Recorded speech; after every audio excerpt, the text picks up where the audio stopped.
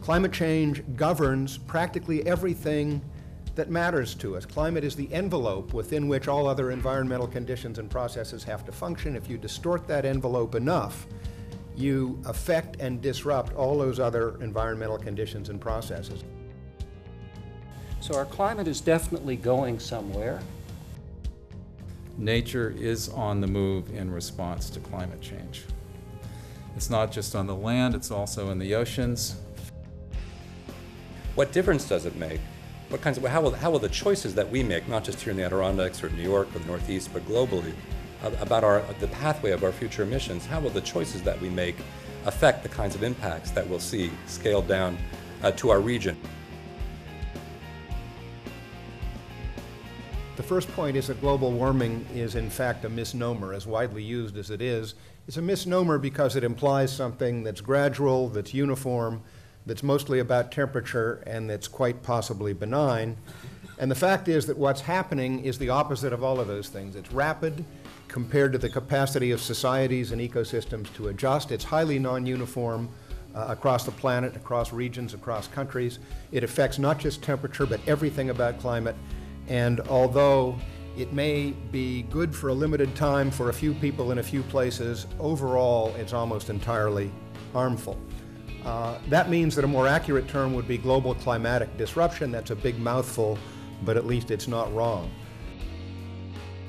If you look at the temperature of the Earth over the past 120,000 years, you see two things very clearly.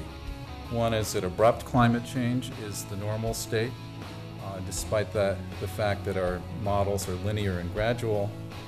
And more important, the last 10,000 years is an unusually stable period in terms of the global climate.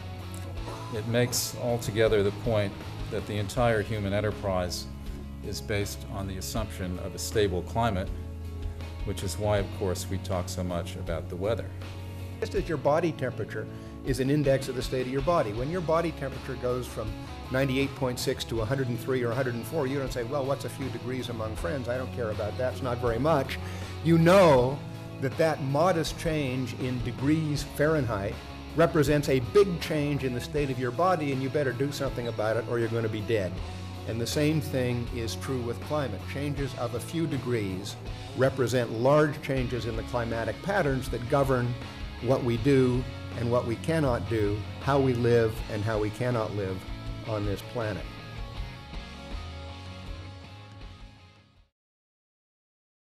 So the first order question is, how much warmer is it going to be? And again, I want to highlight here just a few points. That black lines on the left of that graph show what the average annual temperature has historically been since 1900, and as I mentioned, that's risen about 2 degrees Fahrenheit since 1900. That yellow, the lighter line, both replicates the changes that we've seen recently, which gives you some confidence that it's an accurate model projecting forward. That's the B1 pathway, and it shows that average annual temperatures under the B1 pathway, if we follow a more energy efficient and renewable economy, will still increase, and will increase about 5 degrees Fahrenheit on average over the Northeast region. But if we follow a business as usual higher emissions pathway, a fossil intensive pathway, we'll have about double that increase in emissions. I'm sorry, in temperature, and average annual temperatures by the end of this century will be on the order of 10 degrees Fahrenheit higher across the Northeast than they are today. Now, lakes are freezing later in the year, ice breaking up earlier in the spring. Glaciers are in retreat all over the world. Glacier Park will soon be that only in name. And this is not just a matter of sort of scenery and protected areas. This is the source of watersheds and water supplies for the capital of Bolivia, capital of Ecuador, important to the origins of the great rivers in Tibet, of China, and even to maintaining the Ganges as a year-round flowing river. And this unreadable slide is here to make the point that we are long beyond the point of this being individual anecdotal examples. It is now statistically robust. What are we seeing here? Well, we're seeing that annual temperatures across the region on an average basis have warmed about 2 degrees Fahrenheit since 1970. We're seeing that winters are warming faster than other seasons. Images of high emission and low emission snow shrinking. My cutoff for the green is less than 45 days with snow cover. I strongly suspect that winter sports of all kinds need a certain amount of continuity, and just that there is some economic limit that we can't specify. And we know all of this will relate in some ways to critical thresholds in the Earth system. We know there are such thresholds. We don't understand a lot about them, but clearly, if we get to this point, we're playing with stuff which we have no business playing with. That ongoing disruption is real without any doubt. It is mainly caused by humans. It's already producing significant harm, and it is growing more rapidly than almost anybody expected even a few years ago. So the point here is that this issue is even more urgent than most people appreciate.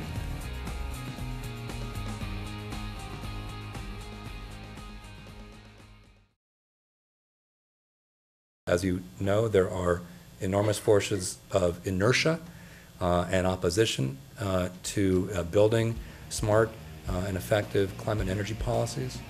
As all of you think about what you do here, I encourage you to think about how your choices here affect and will affect not only your economy in the region, but also help drive the national political will. Could we really do something for the Adirondacks at this scale? The big projectors and the calculators and so on like to think in terms of $30 a ton, $50 a ton scale. I think in terms, for my own house, when I try to do this, I think in terms of thousands of dollars a ton.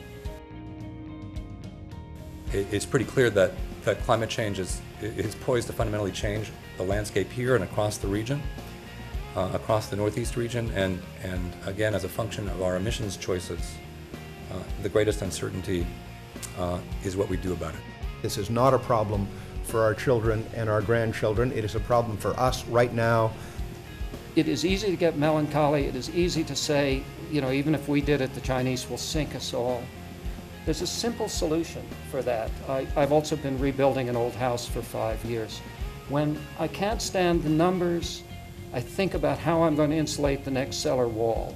I think about the roughest task, you know, getting those sills back in, tearing out the real junk. I put my hands to it. And when I put my hands to it, when I call up my neighbor and say, Robbie, how in the world can I solve this wall problem? And he says, you might do so-and-so. When I get out my checkbook and say, okay, deliver the insulation, deliver me the steel, deliver me the new wiring, I'm going to do something with it, I get very excited again. And so I would pass on both the fact that our landscape is at risk and the fact that if we act, there is an enormous excitement to this.